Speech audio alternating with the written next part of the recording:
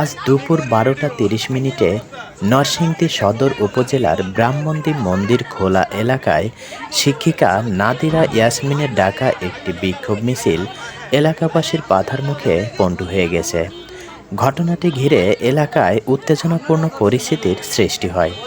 স্থানীয় সূত্রে জানা গেছে, বিতর্কিত মন্তব্যের জন্য সম্প্রতি আলোচনায় আসা নাদিরা ইয়াসমিন কিছু সমর্থক নিয়ে একটি বিক্ষোভ কর্মসূচির উদ্যোগ নেন।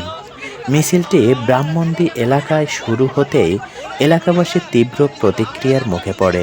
অনেকে ঘটনাস্থলে উপস্থিত হয়ে বিক্ষোভের বিরোধিতা করেন এবং তা বন্ধের দাবি জানান। পরিস্থিতি উত্তপ্ত হয়ে উঠলে নাদিরা ইয়াসমিন তার সমর্থকদের নিয়ে দ্রুত স্থান ত্যাগ করেন। উল্লেখ্য, এর আগেও নাদিরা ইয়াসমিন ধর্মীয় বিষয়ে বিতর্কিত মন্তব্য করে বিভিন্ন মহলে সমালোচনার মুখে পড়েন। হেফাজতে ইসলাম বাংলাদেশ তার বিরুদ্ধে ইসলাম ও সমাজ বিরোধী কর্মকাণ্ডের অভিযোগ এনে বিক্ষোভ মিছিল করে এবং জেলা প্রশাসকের কাছে স্মারকলিপি প্রদান করে। পরে শিক্ষা মন্ত্রণালয়ের সিদ্ধান্ত অনুযায়ী তাকে নরসিংদী সরকারি কলেজ থেকে সাতক্ষীরা সরকারি কলেজে বদলি করা হয়।